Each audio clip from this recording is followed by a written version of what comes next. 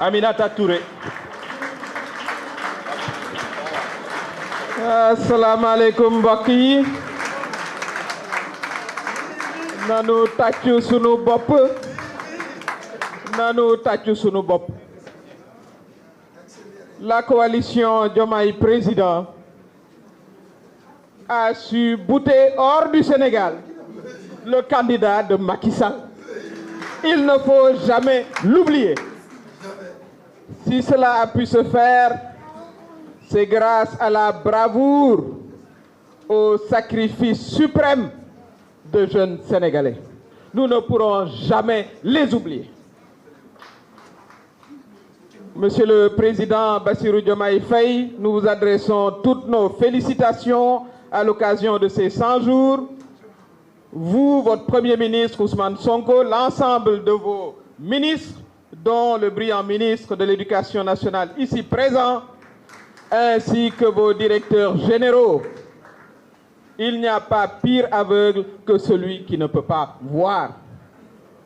Vous avez osé en 100 jours, on l'a dit ici, prendre des mesures que les Sénégalais attendaient depuis des années.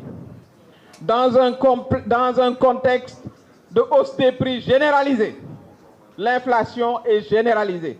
Vous avez diminué les prix. L'excellent économiste Mamadou Lamine Diallo l'a dit tout à l'heure. Ça a été un véritable tour de force que de pouvoir réduire les produits de première nécessité. Vous avez tout de suite mis le holà à la bamboula foncière qui sévit dans le pays depuis quelque temps, en mettant un coup de frein à Mbour 4 et en regardant de très près tout ce qui se passe sur le littoral. Vous avez effectivement révisé les licences de pêche. Nous avons, il faut se le rappeler, dans notre pays, plus d'1 million de personnes qui vivent des produits de la pêche. Lorsque l'on parle de la pêche, c'est entre 1 million et 4 millions de Sénégalais qui en vivent au quotidien. Et nous savons que beaucoup de nos accords doivent être révisés. Monsieur le Président, Monsieur le Premier ministre, vous et votre gouvernement, nous vous encourageons à l'occasion de ces 100 jours. Nous sommes derrière vous, nous sommes à vos côtés pour que vous osiez davantage accomplir ce changement que tous les Sénégalais attendent. Vous entendrez beaucoup d'oiseaux de mauvais augure, c'est leur lot du moment, parce qu'ils ont été défaits. Ils ont été défaits. Un candidat du pouvoir défait dès le premier tour, on ne l'a jamais vu depuis très longtemps au Sénégal. C'est un véritable tour de force que vous avez réalisé, Monsieur le Président, en étant élu dès le premier tour à 54%. Cela veut dire que vous avez les Sénégalais derrière vous. Les Sénégalais qui vous ont élu il y a juste 3 mois. Quoi que vous entendrez dire dans les radios, wolof nee na am na foo xam ne boo fa jaaree ak njulli foog nga bàyyi ko mu kasak loolu nag mooy li ñuy dégg. Kon li nga xam ne moom laa bëgg a wax fii mooy wax ak suñu ndaw ñi. Defe naa ne artiste bi fi jóge sànq wane na ko. La jeunesse sénégalaise. Sans cette jeunesse sénégalaise, il n'y aurait pas eu de changement. Il faut le dire et le répéter. Vous êtes une jeunesse courageuse, une jeunesse qui a versé de son sang, des filles, des jeunes garçons, mais également des adultes, vos pères de beaux-pères, vos mères que nous sommes. Le Sénégalais a fait bloc pour ce changement-là. C'est pourquoi il faudra que vous restiez ici avec nous. Nous ne voulons plus de ces pirogues de la mort qui aujourd'hui sèment la désolation et la souffrance dans nos familles. Si vous vous êtes battus pour faire partie du régime, mais vous devez rester ici avec nous pour construire le pays. C'est le message, je crois, que Monsieur le Président de la République, Bassirou Diomaye Faye, vous a adressé. C'est le message que vous adresse son Premier ministre Ousmane Sonko en étant sur le terrain. Ces ministres, tous les jours, ils sèment l'espoir que vous devez récolter un jour ici avec nous. Mais pour que cet espoir se réalise, il va falloir que nous, les Sénégalais également, nous mettions la main à la pâte. Et c'est l'occasion aussi de lancer un appel aux travailleurs. Les femmes n'en parlons pas.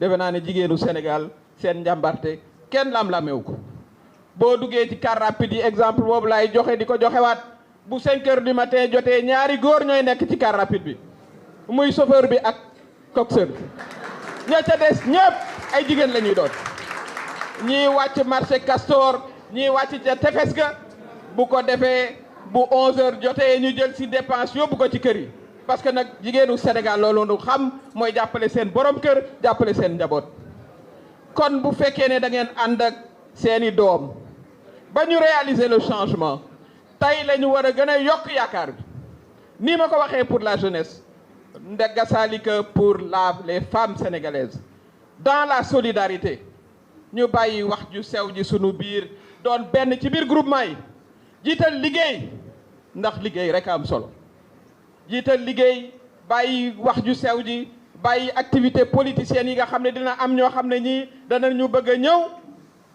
yóbbu leen ci bu ko defee ñu ànd aussi ak nos artisans nos vaillants artisans. Tout le monde connaît le label sénégalais ici et dans la diaspora. J'en profite pour saluer notre vaillante diaspora bu dul woon yéen it lambay ñaaw parce que li ngeen liggéey ci changement bi defe naa ne ñëpp xam nañu ko. Les artisans dont le talent est discuté partout dans le monde defe naa ne aussi président Bassirou Diomaye Faye ci 100 jours am yi il a indiqué la voie fi nga xam ne foofu la bëgg a yóbbu le label sénégalais. Mais également les travailleurs du secteur informel madame la présidente de la conférence des leaders wax na ko pour que ñoom it ñu mën a ànd seen liggéey gën a barkeel mais nag aussi ñu ci ñuy waxtaan parce que changement nag ala kulli alin foog bu am lu ci xaw a metti loolu dañ koy war a nangu waaye di ko waxtaane ndax aussi discipline dafa am solo ci réew nañu ci ànd waxtaan ci toog xam ne xëy na fii la ñu mën a jaayee waaye fii nag kenn mënu fay jaay ndax oto fii jaar ak yu ni mel ñu am un consensus national jàppale nos leaders qui ont été vaillamment élus par les Sénégalais encore une fois à 54%. Il faudra que notre coalition soit également porteuse de ce message-là partout maanaam ñu wàcc à la base waxtaan ak tous les acteurs économiques les commerçants li nga xam ne nag mooy li sunu dirigeants yi bëgg a def ñu partager ko ak ñoom que nous soyons aussi des facilitateurs ndax ni ma ko waxee changement bu amee il faut que mu xaw a am ay ñagas-ñagas waaye ñun ñoo war a sol suñu dàll dem seet naka la ñuy aplanir les situations noonu la ñu mën a jàppale aussi notre gouvernement que nous avons élu.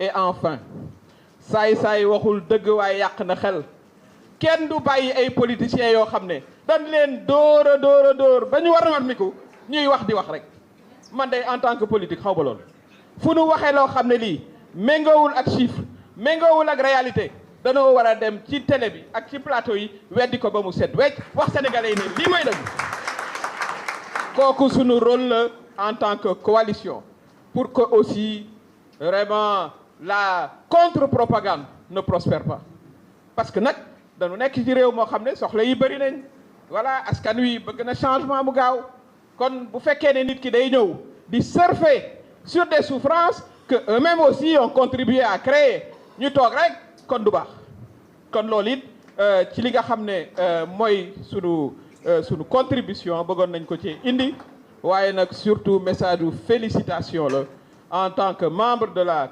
coalition ancien superviseur général de l'élection bi nga xam ne ci la ñu falee président Bassirou Diomaye Faye am nañu contenté ak fierté surtout nag bu fekkee ne à l'international dañuy recevoir ay témoignages élogieux ci taxawaayu suñu président de la République dañ la naan oui mais he looks young but he's so good that's what we're hearing di la wax ne ñu dey vraiment dañu am une surprise parce que defoon nañ ne jeunesse parce que nag on n'a pas l'habitude aussi en Afrique nous sommes des sociétés de gérontocrates maanaam foog waa ji yor mbaxane voilà barbe bi weex nga soog ne mooy waa ji mais parfois nag c'est pas le cas on a eu et on a un jeune président dont nous pouvons être très fiers du point de vue de sa posture du point de vue de l'incarnation de sa fonction mu ànd ci ak son premier ministre et nous saluons ici cette amitié qu'il nous faudra nous aussi protéger elle est très importante